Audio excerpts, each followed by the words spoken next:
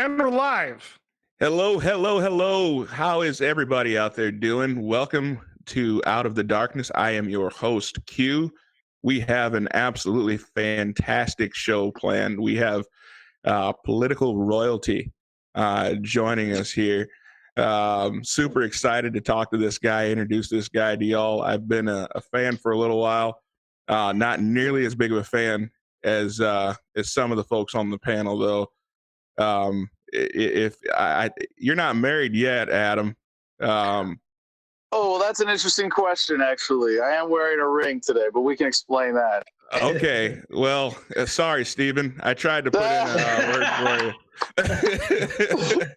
Well, I am married, but I don't think Adam's going to throw that ring into the fire. I hope not, anyway. I like where you're going with this. I think. I hope. Yeah, I think. Where are we going with this? Okay.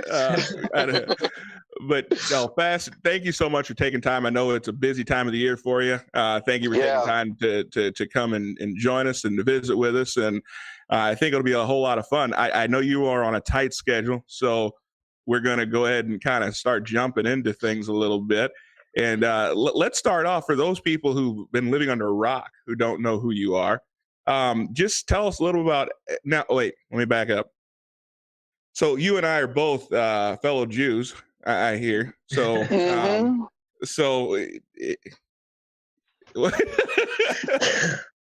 anyway, so Kokesh. Yes.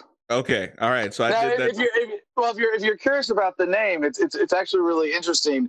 Kokeshia was what it was when my great-grandparents came through Ellis Island from Bavaria, southern Germany, and it meant little smith, and the Shia is a diminutive ending. So when they shortened it from Kokeshia to Kokesh, they really just came up with a funny American way of saying Smith. So you just call me Adam Smith if it makes you feel better.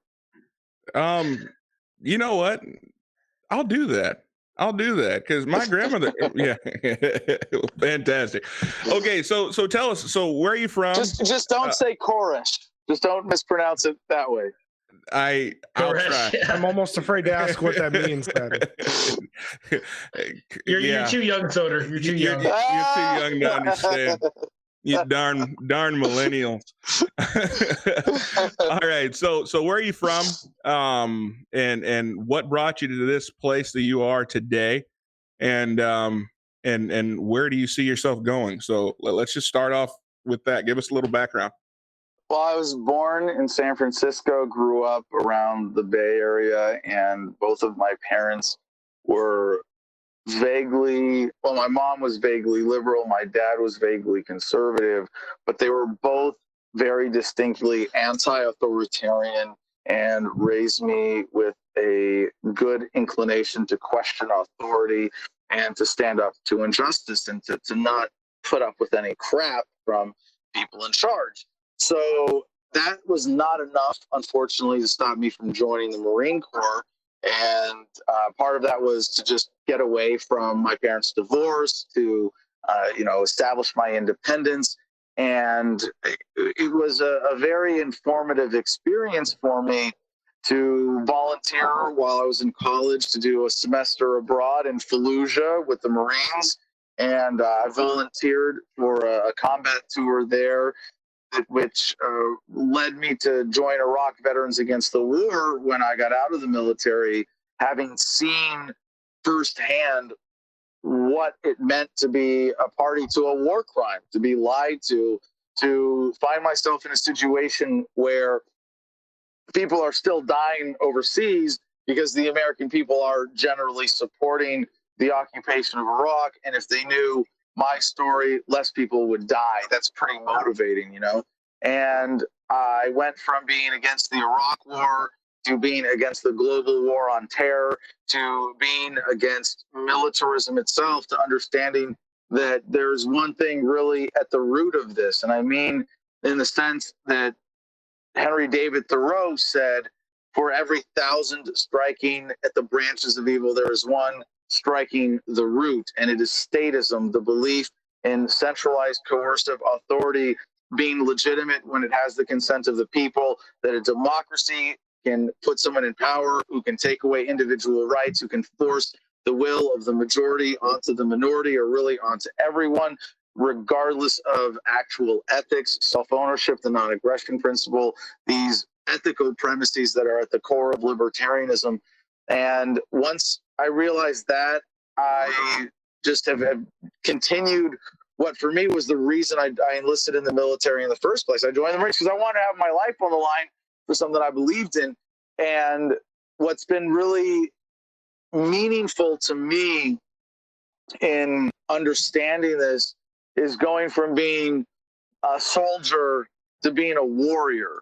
And a warrior is someone who is willing to put their life on the line to do what is right, to stand up to injustice, to defend those who cannot defend themselves. And a soldier is someone who just signs up to kill for politicians for money. There's a very obvious and important difference when you make that distinction, and you realize not only were the founders of this country against a standing army, against militarism itself, they wanted a decentralized militia-based defense because they knew that the only legitimate defense was a well-armed population that refuses to be governed by anyone. And as Gandhi said, or proved rather, the well-armed part is actually optional and probably slows things down quite a bit.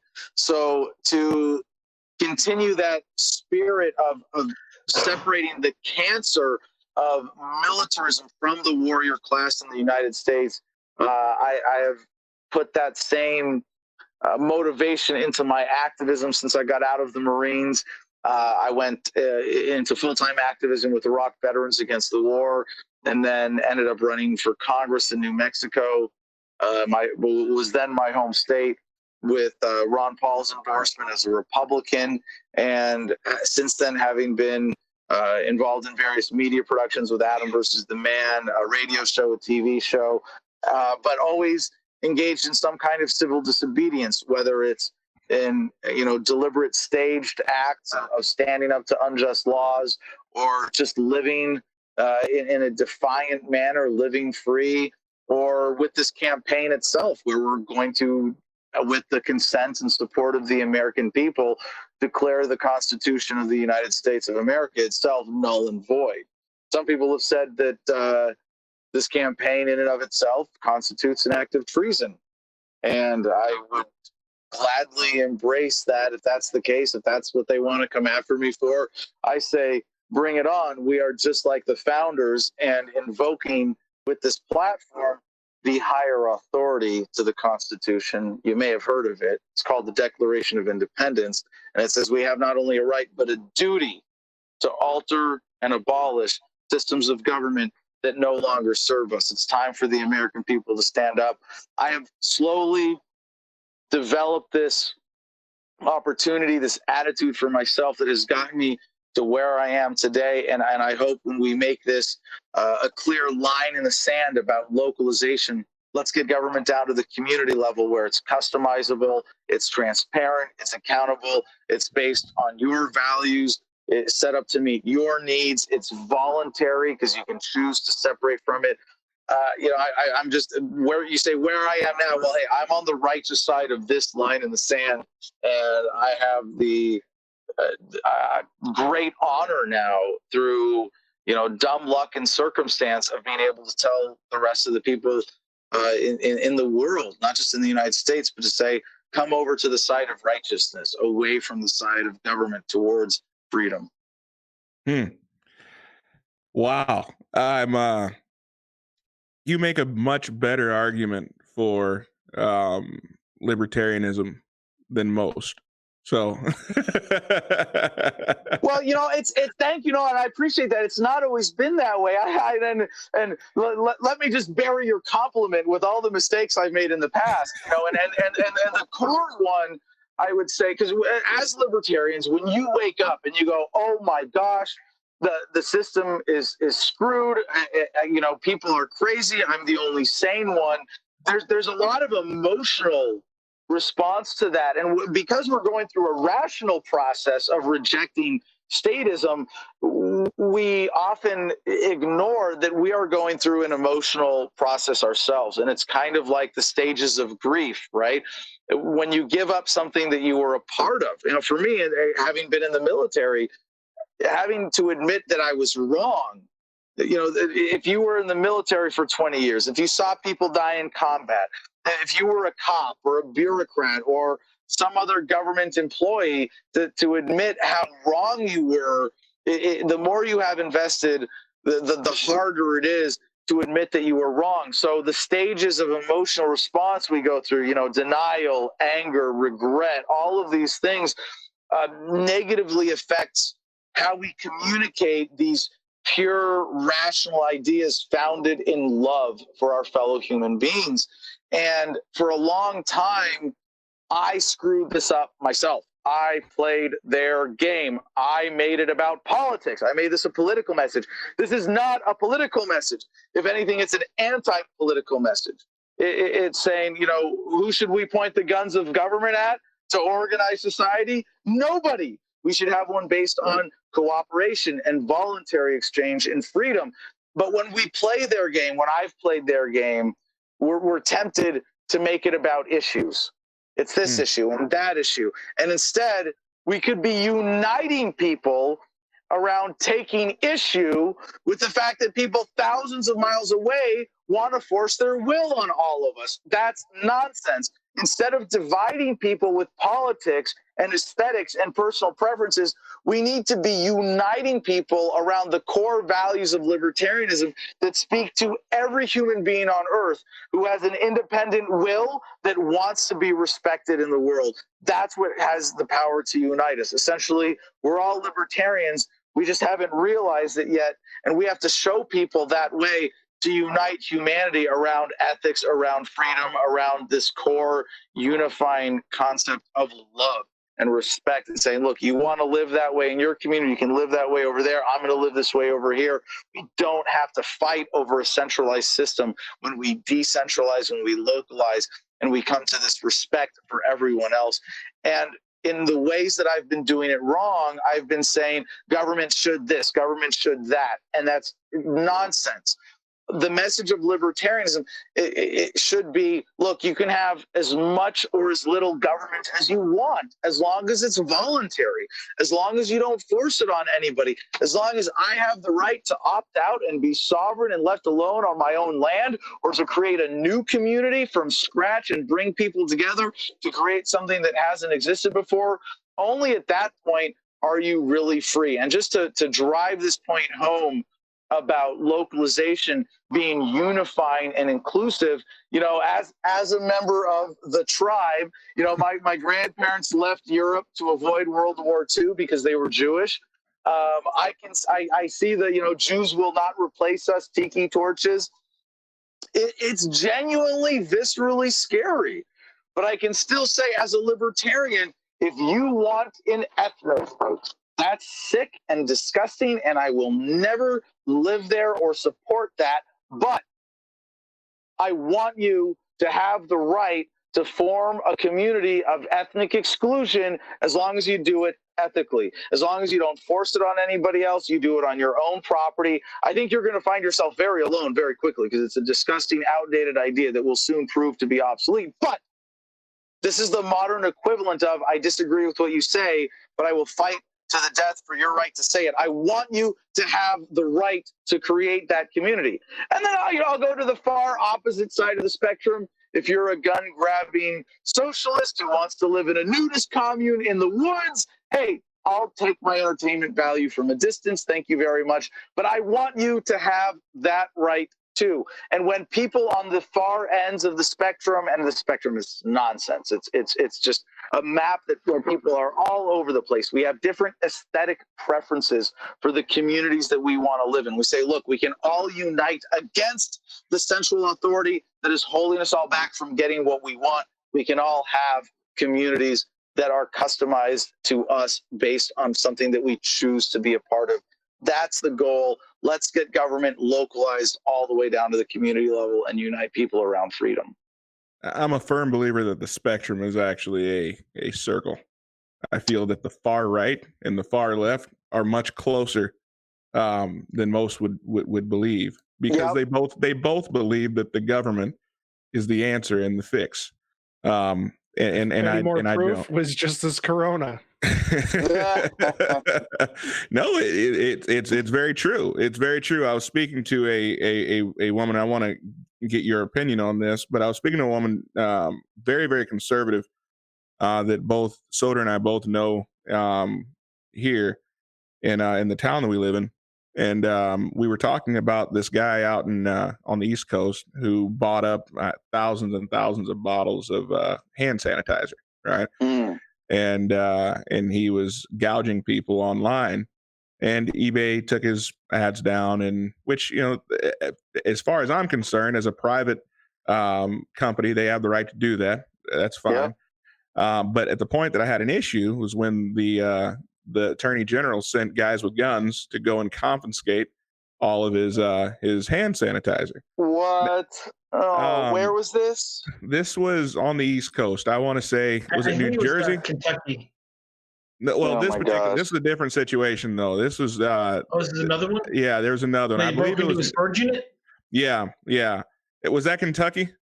Yeah, he had he was I think it was Kentucky, but he was selling it online, specifically for people on the East Coast who had basically run out of supplies. Yeah, and he was gouging for it. I mean, which, I don't necessarily like that personally, but I just don't feel that that's a function of the government.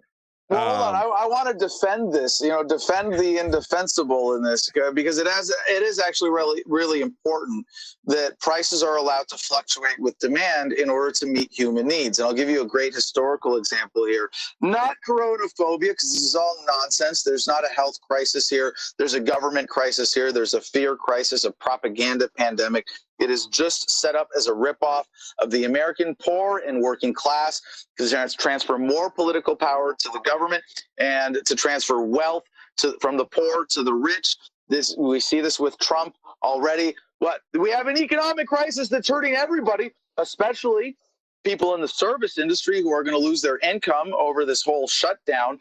But what's Trump going to do? He's going to give money to the bankers, to the airlines, and to the cruise industry. That's insane. It's giving money to rich people while poor people are suffering.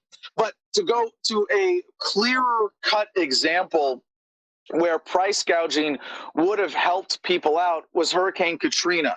After Hurricane Katrina, people in New Orleans didn't have access to clean water, and there was a great need for emergency supplies, but especially bottled water, and this is the great example. And because government stepped in and disallowed price gouging, what they prevented was an actual redirection of economic resources to getting water to the people of New Orleans. If you had allowed prices to go up, it would have sent an indicator to people, hey, right now, water in New Orleans is especially valuable. Get all the bottled water to New Orleans that you can. It's going to pay more to get it there than to let it sit on your shelves everywhere else in the country or to sell it at normal prices. And if you can charge more for it in New Orleans, you can cover the costs of moving it and concentrating those resources where you can have an appropriate response to the disaster based on human needs. People are able to compensate for sudden demands when you allow prices to fluctuate. If the government says, no, you can't charge more for water in New Orleans during a crisis, it means that less water will get to those people because now you can't cover the costs of transporting water from wherever else it is into New Orleans. People suffer as a result of this because they're not allowed to express that extra demand for goods and services in an emergency. So even today, and of course, the corona crisis, the coronaphobia nonsense, it's all silliness.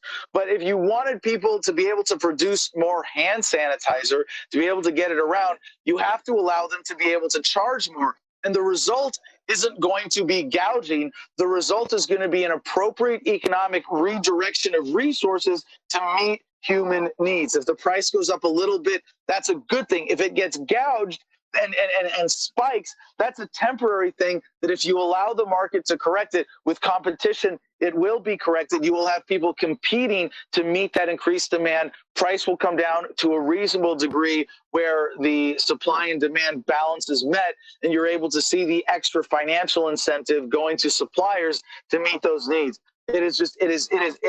This is why they don't teach economics in government-run schools. They don't want this really basic. I mean, anybody with half a brain who listened to what I just said over like 2 or 3 minutes and go, oh yeah, no shit.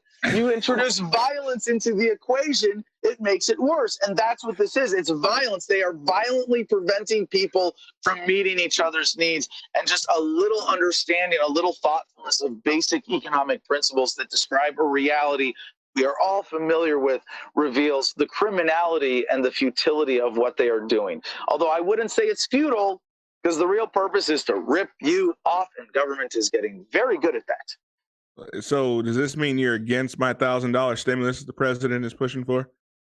Absolutely against the government having any economic intervention. No, it's disgusting. The only thing now, and this, thank you for giving me the opportunity to go back to talking about my platform. You know, as a good politician, I'm never going to answer the question I was asked, but the one I wish I was asked. So in terms of taking care of people, you know, we see the need for, or rather the demand for UBI. People want to be put on welfare. They want an allowance. They want welfare for everyone. But what I'm offering is such a better alternative. And you know, one of the things that I missed for a long time as a libertarian that I think libertarians need to talk about more is the implications of taxation as theft. We have generally come to accept that taxation is theft. It's coercive. It is taking something that doesn't belong to government from the people by force. That's a form of theft. So if that's the case, as libertarians, it's not enough to say, stuff has been stolen from lots of people. Let's stop the thievery. No, you have to say, let's have justice. Let's return it to whom it's been stolen from. And that's the American people. That's what we get to do in taking the federal government through a bankruptcy process. And specifically, we are going to be issuing every American 1,000 Americoins, a digital security token, a cryptocurrency that allows you to have a functional currency that's not the fiat currency of the Federal Reserve System, that's designed to rip you off. And again, we could explain this basic economic concept of, yeah, they print more money in D.C., in New York through the Federal Reserve System. There's more dollars chasing the same amount of goods and services in an economy. The purchasing power of your dollar in your bank account in your back pocket goes down. Fiat currency is set up to be a ripoff. This is how the system is designed. So if that's the case, what's been stolen from us needs to be taken back in a responsible way. We're not going to do it perfectly when this knot has been tangled over the years. But if we say, look, we're going to have a peaceful transition to a non-fiat currency, first through Americoin, which is backed by all the assets of the federal government that we liquidate in the bankruptcy process. We auction off all the land, all the bills, $200 trillion worth of land. The federal government off all the tanks. Yes. Well, okay, hold on. Yes and no, and then yes. So all the weapons. You want to jump ahead to the Department of Defense with the offensive weaponry that has no legitimate defensive purpose. It is de-weaponized and liquidated. That's nuclear weapons, aircraft carriers, nuclear subs, long-range bombers, drones, all of that. Then anything that's legitimately defensive gets apportioned among the states. So there are probably a lot of tanks that we get to put in the useless offensive category because they're primarily obsolete. But generally, tanks, small arms, anti-aircraft, things that have a legitimate defensive purpose, will be apportioned among the states. Hey, up here in Alaska, a tank would be super useful to defend against moose. Moosey? I don't know. We'll ask Sarah Palin how many moose she's taken down, and then we'll know what the proper plural of that is. I think this is the first time I've heard a libertarian. I think this is the first time I've heard a libertarian argue that there are certain weapons that serve no defensive purposes at all. This is strange to me. Well, you know, the moral premise of this as a libertarian is pretty clear with the non-aggression principle, and that doesn't dictate what institutions of defense or, you know, should what they should be armed with, but it just dictates that they should be formed voluntarily. And in that scenario, we can show decisively that a people investing in their defense would never create something that has no legitimate defensive purpose, that the market will, yes, it will have its inefficiencies, it will have its mistakes, but never such a mistake as to create something that has a purely destructive, punitive purpose and no legitimate defensive purpose. And while I support philosophically the concept of recreational nukes, that we should be able to use nuclear technology for whatever the market can support us doing safely, reliably, and in a way that people will ensure and consent to, everyone in the area who's affected by those applications. But I think it is pretty clear that governments should not be trusted with nuclear weapons, certainly not the United States federal government, and that in a free society, and certainly the one we're on the verge of a very peaceful society, there is no justification for nuclear weapons whatsoever. So what about the argument? This is sounding awfully familiar. Kind of sounds like the argument I hear against guns, in that we live in a very... No, you have an absolute right to self-defense with whatever you see fit. You can own, you don't need a right to own a gun. You have a right to own property. No one has a right to tell you, well, you can't own that piece of metal because it's in that shape that I don't like. That's absurd. But in terms of what is the point of being, pro-gun or pro-self-defense, it's preservation of value. And, I've gone to jail for firearms rights. I loaded a shotgun in Washington, D.C., in the ironically named Freedom Plaza, 2 blocks from the White House, and did 4 months in jail as a result. I think I have some credibility to speak on this issue as being pro-gun as an activist. And I absolutely would say today, you have an absolute right to defend yourself with whatever means necessary, and a gun, definitely with today's technology, is an appropriate means of self-defense. However, I also carry pepper spray, although as a felon now, I'm not allowed to carry a gun. I do carry pepper spray. I open carry pepper spray. I want people to know I'm armed. And when I carried a gun, I did not carry it without either a taser or pepper spray, because it's irresponsible to only be able to respond with deadly force and not have some means of escalation. But I will say that in the long run, I'm actually kind of anti-gun when it comes to self-defense, because we're going to have something better. We're going to have phasers, Star Trek style. I mean, we already are on the verge of this with taser technology. And for self-defense, would you rather have a gun where if you shoot someone in the foot, you're just going to piss them off, or a taser that if you hit them in the pinky toe, completely disables your opponent and preserves the value of their life, but enables you to tie them up and restrain them in a way that provides for everyone's safety? That's so much better to be able to preserve their life. Now, in that ideal world, you should still be able to own a gun. Whatever it is that you want for self-defense, certainly in public and on your own property. But if you come to my place with a gun in a world where there are phasers for self-defense, and you have it on your hip the way that I would be open carrying now and used to in New Mexico before I became a felon, then I'd be like, hey, could you leave that in your car? Because I've got a phaser here. I think we're going to be safe. That's kind of an unnecessary liability. That's the progress that I think we should be coming to when we look at these basic principles of, self-ownership, the ethics of this, and that the purpose is not to be able to give people the right to destroy, but the ability to create and preserve value. I'm a gun nut, so I would be. I was until they knocked down my door and stole all my guns. They threw a flashbang grenade at my dog. I am not a non-gun owner now by choice. But with today's technology, I would be concealed or open carrying on a regular, in most of the time. And it is only because they violently took away my rights that I don't exercise those today. I'm just giving you crap, but one of the things that, we can unpack a lot of that, but the idea that as a nonviolent felon, the government essentially made you a felon based on taking away your right. And I think that a lot of the laws are, I mean, that's the problem with government, right? I mean, they're attempting to make all of us felons by placing us under this bondage. It's worse. There's a book called 3 Felonies a Day, and it's primarily because of financial transactions. But the average American now is estimated by most lawyers to be committing 3 felonies a day. They've made everything illegal so that if they don't like you for whatever political or exploitive reasons they want, they can lock up anybody anytime they feel like it.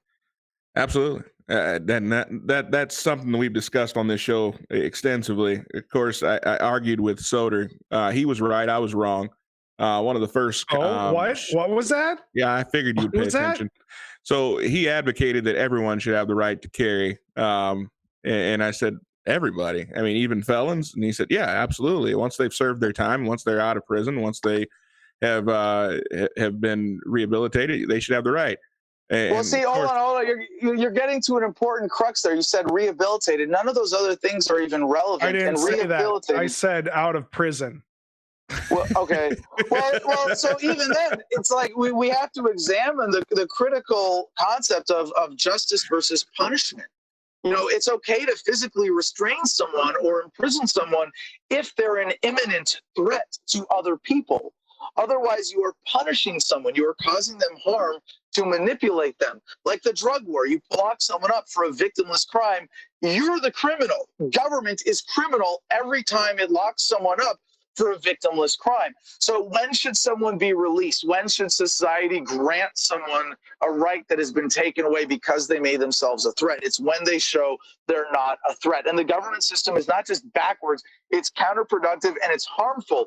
Like pedophilia, for example, right? If you go to jail because you're a pedophile, you do your time and you're released. What? No, you should only be released when you can prove that you're not a threat. And you use the term rehabilitated. It's not rehabilitated. It's can you show that you are no longer a threat? And if you weren't a threat in the first place, you never should have been locked up. We should be releasing people only when they are no longer a harm or a threat to society. That's fair enough. Sounds like an argument for the death penalty. Absolutely not. You can never trust. Well, that's even worse as punishment. I know you're being tongue-in-cheek, but I gotta say, I would never trust the government to decide who lives and dies. They make too many mistakes. It is insane to support the death penalty in any way. The government never makes mistakes. They're all knowing. They're all powerful. Yeah, right. But isn't being locked up because you're a threat a living death? I mean, you're just sitting there waiting every day. Paraphrase another Jew from a long time ago. Without a rifle, you are nothing. Every moment you're waiting for death. I'm not so pessimistic. I think he was a little communistic, but he had some good thoughts there.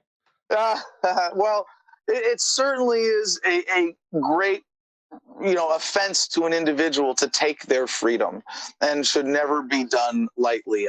I've done, the most I did in jail was 4 months, which is really just a taste when you look at political prisoners throughout human history who have done lifetimes, who have been subjected to torture and even death. But no, what we're talking about here is, what would justice look like in a reasonable, free society where if you're locked up, it's done humanely. If we say, look, I'm sorry, you're a violent threat to society because you have a history of violence. You have mental health issues, you're schizophrenic, you have low impulse control, you're a pedophile, whatever it is. We should be giving you a way to continue to provide value to society. I'm not a fan of debtors' prisons as they've been done in the past, but the concept of, hey, you hurt somebody, we're going to lock you up until you prove that you're not a threat, and you make your victims whole because you've done harm. You've stolen property, you've destroyed or damaged property, you've caused physical harm or emotional distress. Let's do justice. And to do justice isn't to say, let's put you in a dark hole and, give you the chance to make license plates, as has been the historical touchstone there in American prisons. But as is more the case today, make phone calls for Michael Bloomberg, Holy crap, you guys heard about that story, right? That Michael Bloomberg was hiring inmate labor to make phone calls for his presidential campaign. What? They have guys making military uniforms for contractors as prison labor. That's insane, because that money goes to the government. Wait. Hold on. Because when I called my mother from jail, you have a collect call from Harris County, right? So I'm assuming that the phone calls were. No, they actually had a political phone bank set up in jail and I don't know the exact details of this, but the gist of the story is that Michael Bloomberg was hiring jail labor to make phone. Yeah. By the way, you've done time. I was just no, I didn't do time. I was locked up for a weekend. Okay, but still, you saw the phone system, right? It's another ripoff. They charge you like $1 a minute to make a phone call because you're locked up. No, that's insane, and it just reveals that it's not about justice; it's about the ripoff. Yeah, I did not have proof of insurance, so I got locked up for a long weekend. Oh, jeez. So, yeah. I mean, of course, it's against the law to drive without insurance, so that was my fault. So that's where you were this last week. That's where free men don't need permission, but so speaking of ripoffs, I do have a super chat. Yeah, let's go ahead and read this question from Osmodeus. But once we get back, I want to discuss with you. You're making a lot of headway right now with your talk of ending the Fed. I'm not going to dwindle it down to the simple nature that you're. Well, I watched another interview where they were discussing it. He really oversimplified it, but I'd like to have you explain that. But let's go ahead and get to this question from Osmodeus, and we'll get into that very quickly. From our good buddy Osmodeus for $10. Do you believe that those who support, advocate, or enforce the way things currently operate should be demonized or treated as if they are strictly or actively violating others' rights? Or do you feel that is counterproductive and a different approach is warranted? Yes and no. The answer would be that there is validity to pointing out the moral complicity that people have who support a fundamentally evil system, but at the same time to put responsibility where it is due, and that it is the engineers of the system, and that we recognize the people who are engineering the system are the ones who are really responsible for that.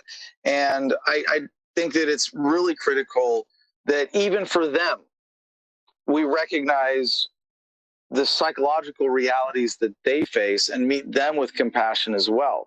So even to those who are the greatest evil architects of the system, to understand that they do this from a position of psychological deficiency, from some lack of love in their lives. And it's all the more important that while we, yes, not pull any punches in acknowledging the evil of the evils of the system, the systems that we live under today, that we approach everyone with love and compassion. And I would say even especially, as Jesus said, love your enemies, that those people who are responsible for the greatest evils, that we, while yes, it is important that we defend ourselves from them, that we overthrow these systems as quickly as possible and do whatever it takes to stand up to that injustice, that we never forget our common humanity.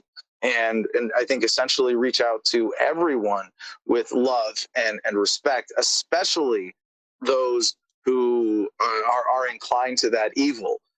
When I went and spoke at the Straight Pride March in Boston, and I'm totally against the premise of this thing, I went there to punk them, and I wore a T-shirt under my button-down that said "Free Hugs." And in my speech, I said, if you are part of this, you probably need a hug. And it's the people who are most embedded in the statist mentality who really need the most love. Addiction is described often not as an attachment to a drug or a habit, but in absence of love and a sense of purpose. And if we're the woke ones, we're the libertarians, yeah, we need love too, but we've already figured out the self-love aspect of this, and we need to share that with the people who are either being misled or misleading. It doesn't matter which category you're in. Those people who are behind the evil, hey, they need hugs too. So speaking of hugs and public displays of affection, didn't you have an idea earlier today regarding that about a booth? Oh, so you saw my little press conference Facebook Live today. Yeah, that was a bad joke. Oh, I'll share this. That was great. That was great.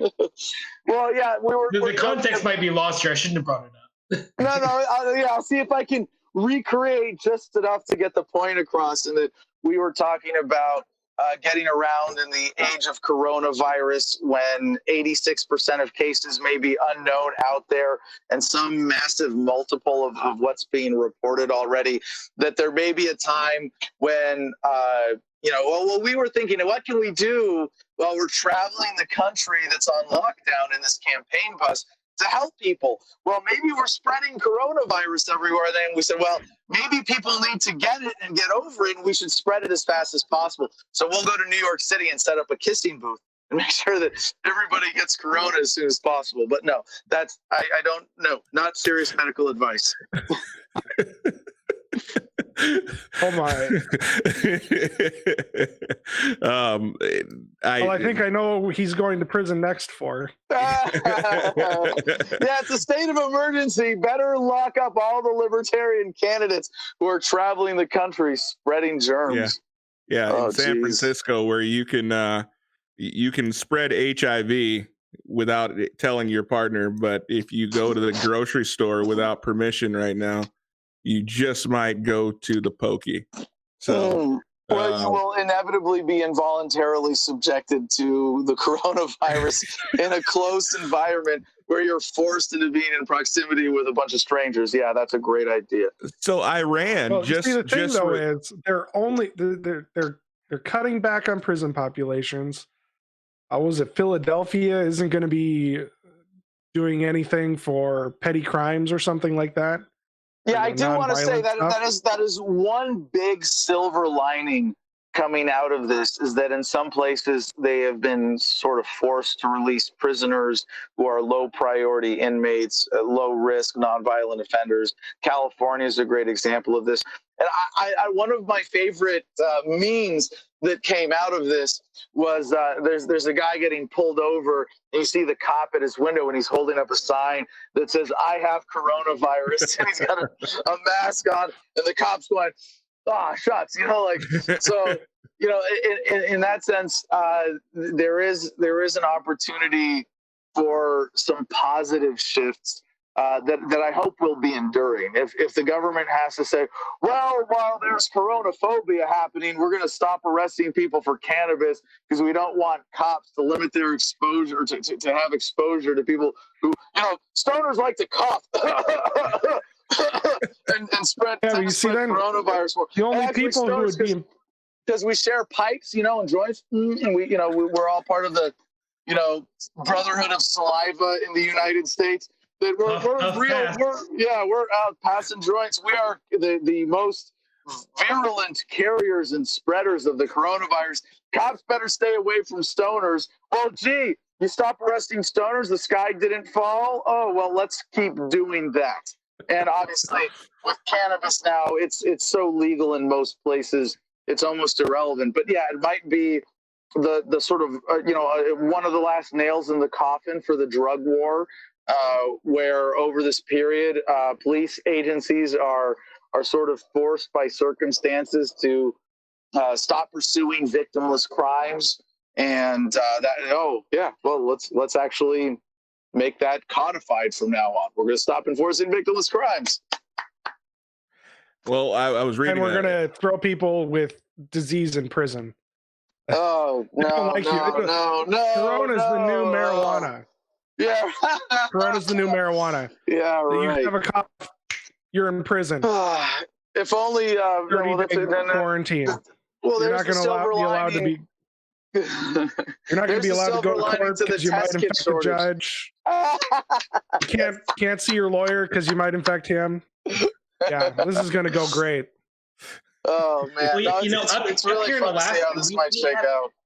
active tuberculosis outbreaks currently in Alaska, and nobody is quarantining whole communities. And tuberculosis is a much scarier, much scarier disease than coronavirus, and a much higher death rate. So hold on. We have to use Trump's official racist terminology. It's the China virus. China virus. As a Chinese American, virus. The slant virus, yeah. The slant eye virus. I want it to be called the Chinese coronavirus because I want every opportunity to point out the flaws of the Chinese Communist Party. And to me, that's important to continue to call it the Chinese coronavirus or the Wuhan pneumonia, which is how it was originally called. Because that gives us the opportunity to talk about how the Chinese Communist Party is complicit in human rights violations, in the murder of their own people. They were, I don't know if you saw the videos, they were throwing live people into crematoriums. Just horrible things that the Chinese Communist Party has been a part to. And so we need to really emphasize that this started as a Chinese problem, as a communist problem, and is affecting the world.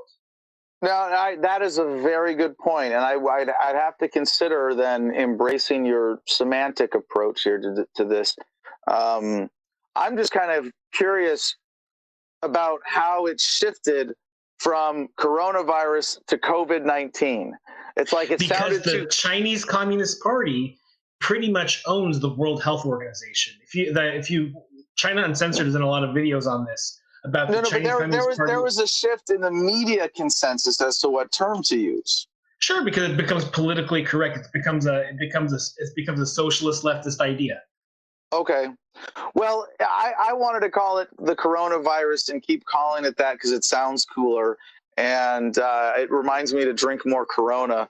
It's funny, how silly the response is to this. Corona sales went down. It's like I thought they would have figured out a way to make them go up, like to start rumors. Corona beer is the cure for the coronavirus. Obviously, drink more Corona, but they probably couldn't get away with saying that because the government would sue them. Yeah. I think Tito's vodka did something similar to that. Tito's, the cure for the Tito virus. No, I think no one was ever saying that Tito's cured coronavirus, but they started sending out a whole bunch of press releases and things that Tito's does not cure coronavirus despite the rumors. But there were no rumors. It was just great marketing. Yes. Oh, brilliant. Out of the darkness. I see what you did there. I was reading. Did you guys see that that Iran released 85,000 prisoners today? That's beautiful. That's amazing. To protect them from the coronavirus. So I choose to focus on the positives of the coronavirus today. I'm not sure exactly what they were locked up for, but probably a lot of women for driving or something like that. Oh, jeez. No, that's Saudi Arabia. That's not Iran. Don't be racist. Don't be racist. So explain this whole idea. If you're going to be derogatory towards an entire foreign nation, at least get the facts right. Now, Saudi Arabia is the misogynist government, not Iran. There's a lot of Islamophobia and Iranophobia in particular still out there, and the coronavirus having a hotspot there is interesting. But I hope the American states and federal government take the lead or take a cue from Iran and just start releasing prisoners. That would be amazing. At least everybody in jail for victimless crimes. I'm down with that. 100% down with that. So as far as the ending the Fed talk, you've ruffled a lot of feathers. It's been a lot of people have I think unfairly argued against that point. Just explain to us, and for the people who aren't familiar with this, just explain the premise behind it and your how you plan to get there. Well, essentially, there are two premises to this platform. And the first one is libertarianism, the ideal of universal nonviolence, of a free society where the respect that you are due for your rights, the fact that you own yourself, is ingrained in society, that we embrace the non-aggression principle as a standard, that we don't institutionalize unethical behavior, violence, coercion in governments or anything else at all. So when we see the ideal that's presented by this ethical philosophy applied to politics, the objective is not to get government to do something or to stop doing something or to look like this or to look like that, but to transform it into something that is voluntary. And voluntary means by choice, by consent. Hey, if you don't consent, your rights are being violated. I do not consent to being taxed. I do not consent to being put in jail for victimless crimes. I do not consent to regulations, to restrictions on what I can do with my body, with my property, with my life, with my voice. I do not consent to being ruled by people in Washington, D.C. from my 10-acre home in the mountains of Arizona. So government becomes consensual when it's voluntary, when everything about it is by choice and you have the right to opt out. So unless you have the ability to peacefully secede or create a new political division or to be sovereign on your own land, you are not free. You are being forced into a system against your will. So the second premise of this is the methodology, the policy of how we achieve such a world, and that's localization. Let's get government down to the community level for starters, because a community is something that you choose to be a part of and you can choose to leave at any time. So it is by definition voluntary. So how we do this is by taking governments apart from the top down. You get rid of the federal government, that's just the first step. Peaceful, orderly, responsible process. Let state governments stabilize, then get rid of state governments, get government down to the county level. And at that point, government is going to be so competitive between geographical areas that you're going to see a massive shift away from statism towards freedom anyway, because people want freedom. But what's going to come out of that is the eventual localization down to communities. You might see city-states, you might see regional areas break off, form conglomerations. You might see a suburb become a sovereign unit. A county might want to stay as a county with cities and rural areas all in one political unit. But then you wouldn't be able to stop, as that government, people from further declaring their independence. And what I have found in this policy is wait, could you repeat that again, just so I make sure I heard it correctly? Which that last part about individuals. Yeah, that an individual could declare your independence. You could say, I'm going to be sovereign on my own land. I opt out of this system. Does that make sense? Yeah, I get what you're saying, but continue. It doesn't make sense to me. Well, I'll stick to that point then, because if, like, say we got rid of the federal government, we got rid of state governments, we got down to where I live, the county of Yavapai, and government was so small at that level that it wouldn't be able to muster the violence to put down an independence movement, then I could declare myself sovereign on my own land if I chose to be. Now, this is where it gets down to customization and preference. Like I said before, if you want to live this way over here in an ethno-state or in a socialist commune, you can have the right, you can create those communities however you want when you have that freedom to disassociate and create something new. In my case, I want to be sovereign on my own land. I want to be part of networked communities rather than government-based geographic communities. And that's kind of what I have already to some degree, where I live in Juniper Wood Ranch in Arizona, which is a great community of homesteaders who live dispersed over 120,000 acres. We have all private roads, and people pretty much leave each other alone. We're good neighbors. I want to be a part of network communities globally, through the internet, through people I communicate with, through insurance companies, through mutual aid organizations, through communities that you form, like through Facebook groups and things like that. But I don't want to be part of a coercive political unit. Sorry, but this to me sounds a lot like county, state, federal government with a lot more steps. No, it's less steps because it's localized. It's you only get the steps you want. You're not subject to the corruption and control of an umbrella organization when your local unit is sovereign. So of course, let me play devil's advocate here. Who pays for all the roads and schools? And the same people who do today, except the people who don't want to don't have to. The people who want to can. And the question, of course, is become somewhat of a long-running inside joke in the libertarian movement. But without government, who will build the roads? Well, guess what? I live in an area with all private roads. When I bought my land, it didn't connect to any existing roads. So, you know what I did?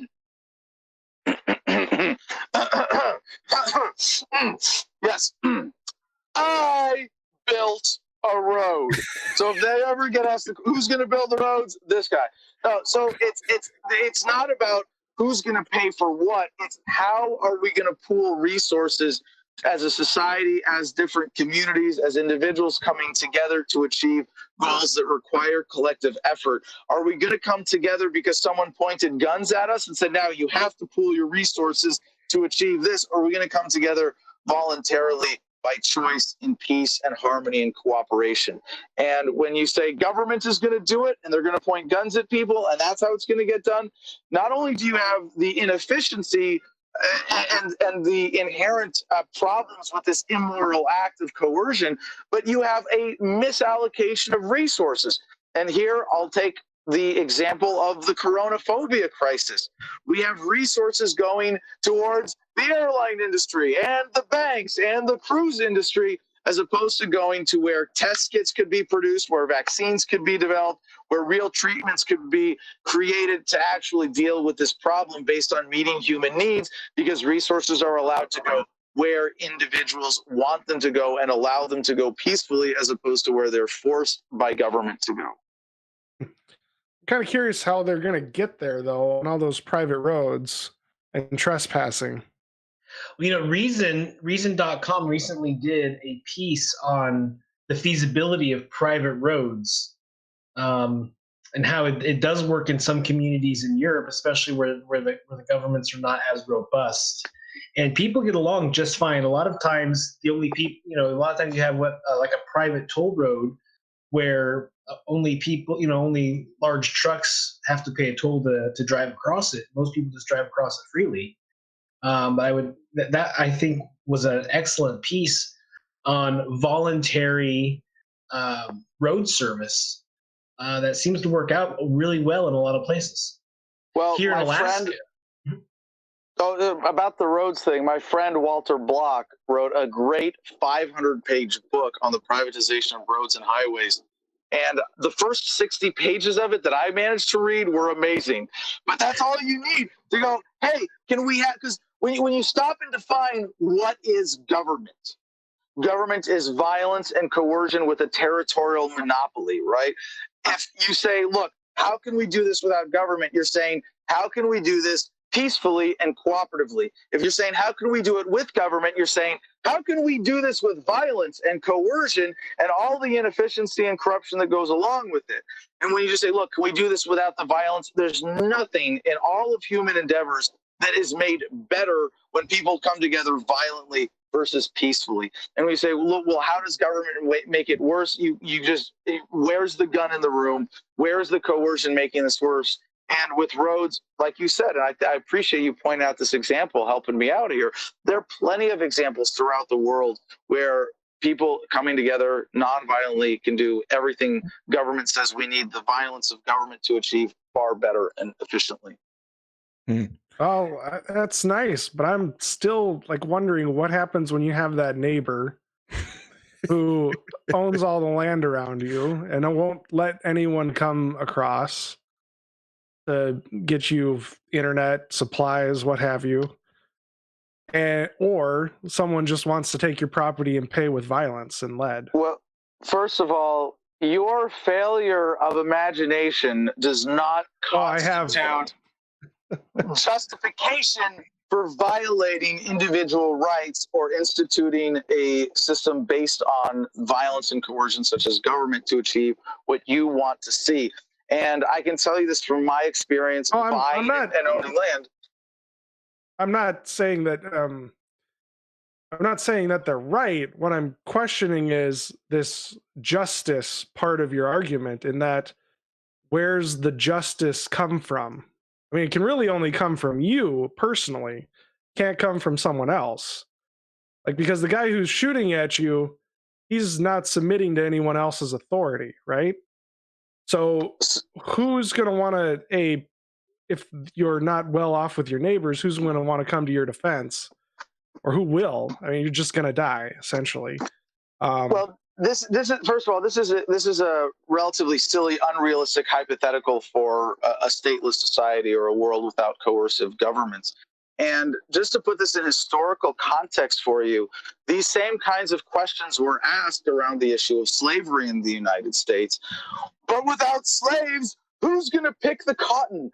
Because the people who lived in that era didn't see a world, or at least some of them couldn't see a world where they could still produce cotton and clothing and textiles without slaves picking cotton and doing all the things that the whole institution of slavery was able to create economically in the South at the time.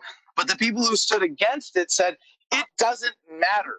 Even though we don't know that sooner or later we're going to have these machines that are fueled by dinosaur juice that go just do this job automatically for us and spit out T-shirts. No, it doesn't matter. Slavery is wrong. It has to end. The institution of coercive government as we know it today is wrong, and it has to end. Whatever good that we see coming out of it is not justification for keeping a fundamentally immoral, unethical system going. But people forget that slavery and Jim Crow laws were the law. So government turned a blind eye to some of the most Stephen, I believe, mentioned that the other day, and it was something I had to sit back and think about it. Some of the most evil things that have been done in the world were legal, and they were unfortunately done by governments of the world. Well, arguably, basically all of them, all of the greatest evils in the world were done legally. Sure. That's right, all of them. I was giving you a little bit of credit, and you had to just go right in and I mean, illegal under international law, illegal under the common law. But you just look at today. 90% of the violence in the world is done in the name of government, and of the remaining 10%, 90% of that is directly caused by government in the war on poverty and the war on drugs. That I would love to have you back one day. I know you're on a tight schedule. I'd love to have you back one day and talk about the war on drugs. That'll be fantastic. If we can, though, we do have a couple super chats. Okay. All right, let's do it. Yeah, lightning round. If you have time.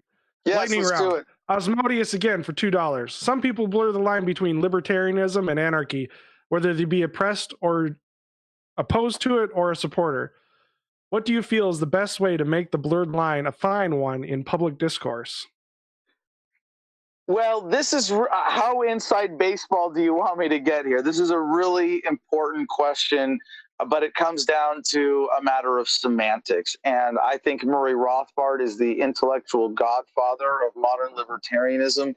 And what he was describing was the ethical framework of voluntarism, self-ownership, and the non-aggression principle.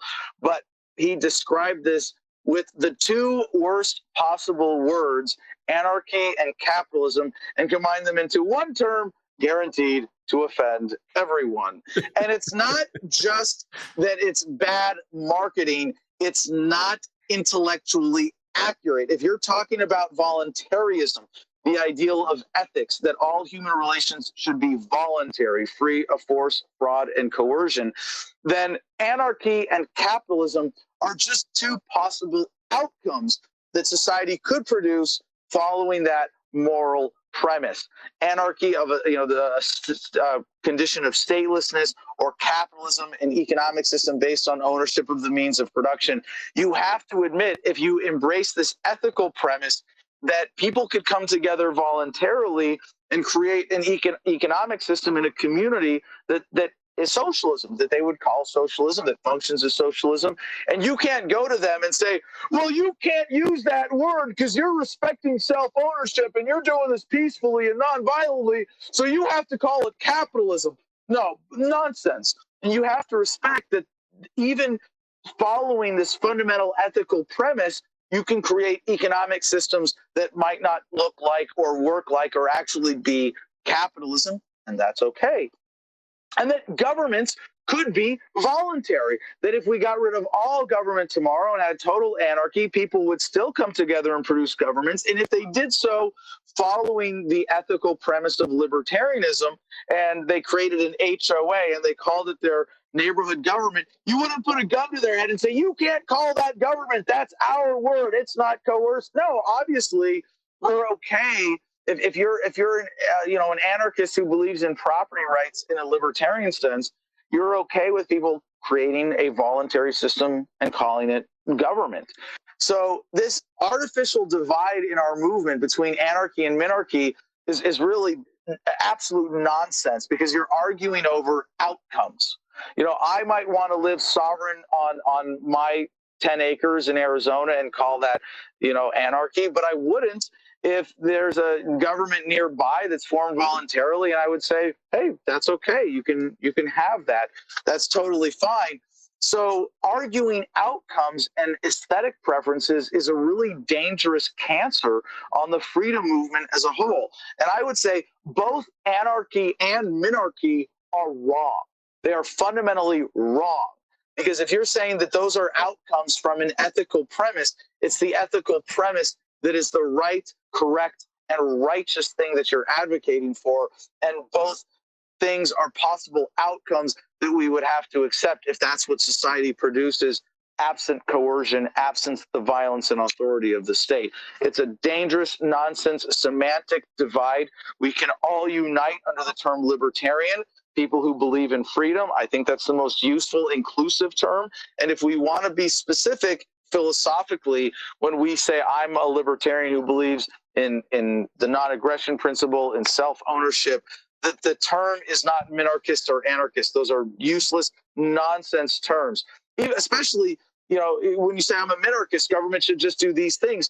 Well, if I want government to be bigger and do more things in my community, I should be allowed to have that if it's created voluntarily. So both of these things, minarchists and anarchists, are actually kind of anti-freedom because they're dictating an outcome. If you want to be specific, what do we really believe in? It's voluntarism. It's the ethical premise of ethical human relationships. Okay. All right. Number 2, also from Osmodius for $2. Competitive local governments are something I've found intriguing for some time. But how would you address the concern of these separate units from becoming so diverse from one another that they are not part of the same country anymore and conflict?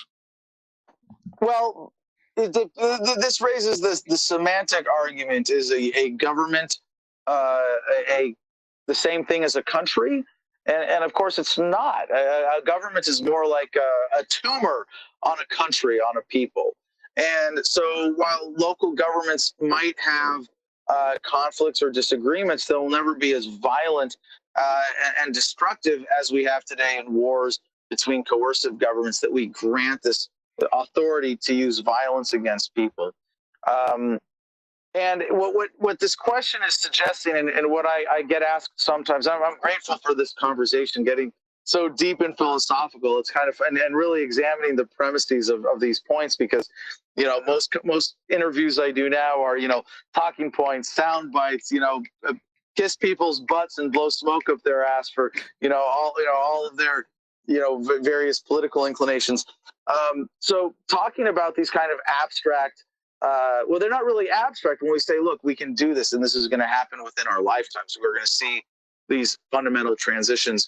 I am very confident that as we progress towards a freer society, that the backslides into tyranny will be smaller and less significant than what we have today, where in order for something like that to happen, sometimes the question has been asked in like, well, Adam, if you get government down to lots of small local governments, what's to stop someone from becoming a warlord and trying to take over neighboring countries?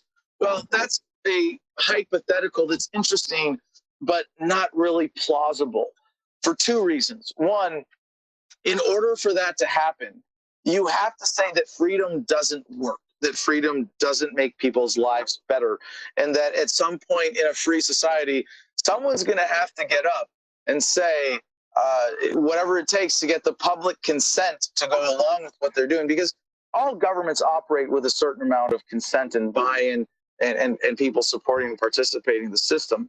Or as has been said, the limits of tyranny are prescribed by the tolerance of the oppressed. In this hypothetical scenario, someone's going to have to get up and say, hey, remember when we had wars? Remember when we had taxes in the police state? Remember when we ripped everybody off to support the superclass and the bankers and the military-industrial complex? Remember how great that was? Let's do that again. Give me power. Let me be a ruler and let me be your president and start wars and do all this tyranny stuff because it was so much better when we had it. No, nonsense. You have to say, in order for that to be even realistic, that more freedom is going to make things work. I refuse, or more freedom is going to make things worse. And I don't buy that. What you're saying is that violence makes things better and that humanity will forget all the evils of government. If anything, our knowledge, our institutional memory as a species, so to speak, gets better with the internet. And over time, we are, it's been said that, the one thing we learn from history is that we never frickin' learn from history. But I'm more of a fan of the Mark Twain quote, history doesn't repeat, but it rhymes, which means there's a cyclical effect. And it's not just going around in circles. It's a spiral of progress of humanity advancing and getting more peaceful over time. That sounds like an anime I watched once. Oh, so the other thing I'm sorry, just to finish the point. The other reason that this hypothetical is impossible is that you're saying that whatever we might need in this world for defense is done better by government than the market. You're saying that whatever deterrent would be necessary to prevent that from happening and prevent inefficiencies and conflicts between local sovereign units from occurring, that some violent means of preventing it would be better than peacefully coming together and creating common defense or deterrence, whatever is necessary. But it's also sort of a condemnation on the American people, like we wouldn't go to the defense of our neighbor. Yeah, it is that hypothetical scenario. All of those potential evils are based on an unrealistically negative view of human nature. So thank you so much, Adam. I really appreciate you taking time. I know it's a busy time for you. I'm sorry that we've gone over. I want to ask you one last question before we go. I also have one burning question, but it'll be a quick question, but I'll let you go first. I'll try to keep my answers to under an hour. Well, I have one more question. So the saying is gone that evil prevails when good people do nothing. Right? Yes. And to see a wrongdoing and to do nothing about it is to turn a blind eye to its continuance. Yes. We can all agree that the federal government, the government in general, has overstepped its bounds, and we are less free as a people today than what we were meant to be. Okay, but the only way that these things are going to change, I feel, is that we are going to have to go outside of this two-party system that we have. So make the argument help me make the argument, because you've heard it. Well, if you vote for a third party, you're throwing your vote away. I want you to make the argument for why people should vote for you as opposed to voting for one of the other major parties. Well, just like most things that government tells you, the opposite is the truth. If you vote for the duopoly, you are throwing your vote away. Both parties are two wings of the same evil bird that doesn't care about your rights. They have the same corporate sponsors. They support the same policies on the most important evils that government is responsible for. Both parties are pro-war. Both parties are pro-military industrial complex. Both parties are pro-central banks. Both parties are pro-corporatism. Both parties are anti-freedom, and neither gives a damn about you and your rights. We have to overthrow this fundamentally corrupt system, the duopoly that gets us to give up our consent to government by tricking us into voting for the lesser evil. How is it possible that as Americans who allegedly are part of a country that's supposed to be about freedom and doing the right thing and standing up for what is right, that we have we have been fooled into consistently voting for evil? Stop voting for evil. If you are tricked by the insignificant differences between a Republican presidential candidate and a Democrat presidential candidate, what you are doing is consenting to this system and all of the evil that it entails. And you might say, look, well, we saved America from Hillary Clinton. Well, maybe the country needed to be saved from Donald Trump. You don't know which one would be worse. You just know that they're both evil. And they try to trick you into thinking, well, this little evil is worse than the other little evil. And by some degrees, there may be legitimate, significant differences. But what you're doing by supporting the duopoly is selling out your fellow Americans to people who are just going to take advantage of us. And what we need to do is unite against the system. So that's the case for voting against the duopoly. But really, why should you vote for freedom? Because it's the right thing to do, to stand up to injustice, to withdraw our consent from the system that is hurting your fellow Americans. It is hurting people all over the world with the American military-industrial complex imperialism. We have an opportunity to stand up to this evil, to confront it and say, we're going to take out the duopoly, we're going to stand up for freedom. And any libertarian candidate would be a huge, significant step in the right direction. What I am offering uniquely is a principled, pragmatic plan that unites all Americans around freedom. Instead of taking issue with certain issues that we may disagree on, let's unite and take issue with people trying to force their will on us from thousands of miles away. That's how we bring people together. We don't have to fight over aesthetics, over the particulars. We can bring the people together around freedom, localization, and respect for basic human rights. That's why we should be voting against the duopoly. And if you vote Republican or Democrat, you are throwing your vote away. I like it. I like it. You like this? Okay. I want you to remember this next time we have Doug on. Especially that he was a vanilla Republican with chocolate sprinkles. I want you to remember this moment, Q. I've made it very clear that I am a small L libertarian, and I'm a conservative first. I'm not comfortable with the official libertarian view on abortion, but that's another subject for another time. But Stephen, you had a question. Yeah, so for your birthday, Adam, your dad gave you a big wood box labeled campaign ammo. Yeah. Was that full of money? Thanks for noticing. I wish it was. My family. Not quite a Jew joke, but maybe a Jew joke. Right. No. Well, I'm Jewish from my mother's side, like any good Jew. But that's a real Jew. You're a real Jew. Yeah, I'm Jewish where it counts. In the wallet. No, I'm just kidding. I'm a broke activist like most of us, and I have the financial support of a lot of different people all over the country. My dad made this very fun campaign tabling prop box usage thing for us that looks like an ammo can. It says campaign ammo on it. My dad, I'm so grateful to have his support in this endeavor.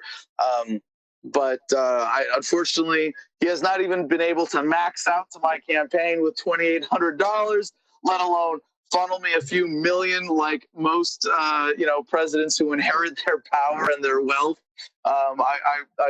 It would be nice to be in that position, but I will take advantage of this opportunity to give my dad a shout out for his Supreme Court case, Kokesh versus the SEC, which is still working its way through the courts, but he has won the Supreme Court case 9-0 and managed to keep billions of dollars out of the hands of federal regulatory agencies as a result.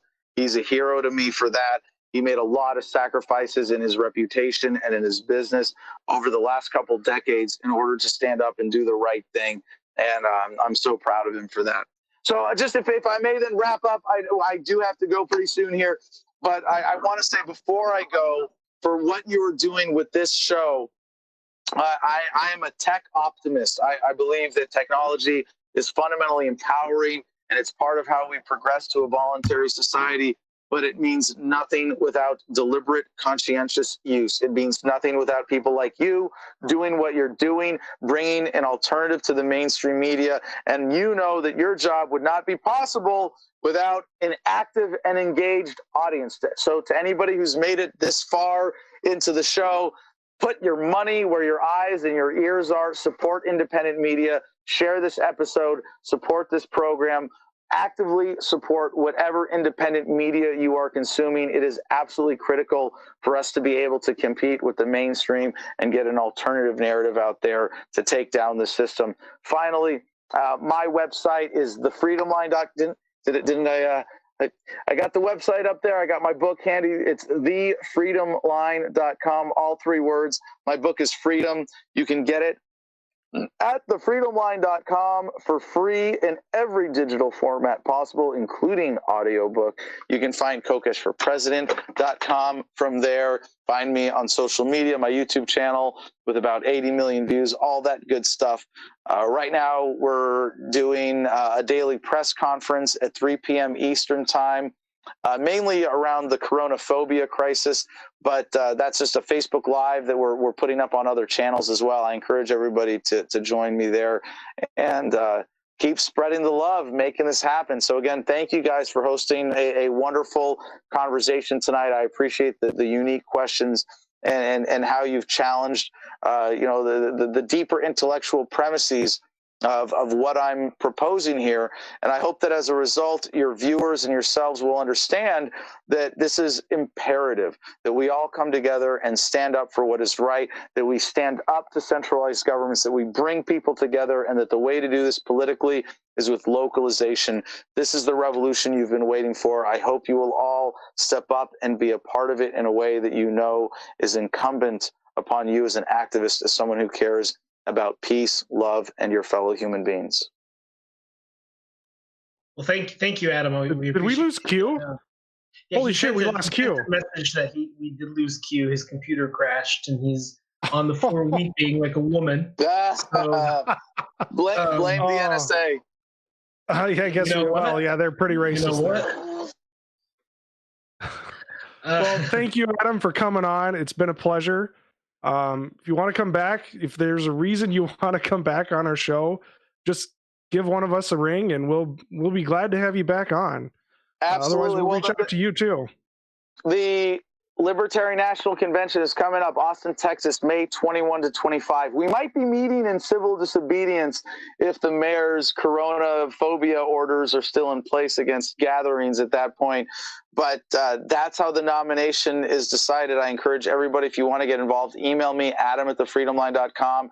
And maybe that would be a good time to come back on, maybe right after winning the nomination. Whether I win or lose, I have some very exciting stuff in store for the general election that I'm sure you guys would love to get into. We're going to retake the debates. I hope you guys win. I hope you guys do it anyway, just so that there's a court case.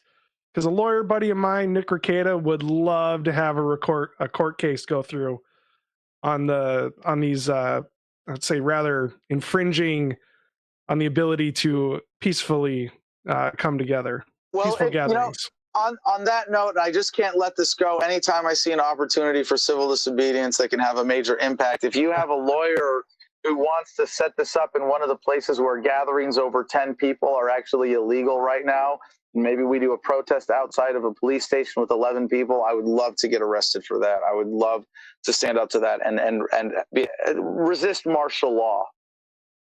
And that is, you are a warrior, Adam, and that's why we love you.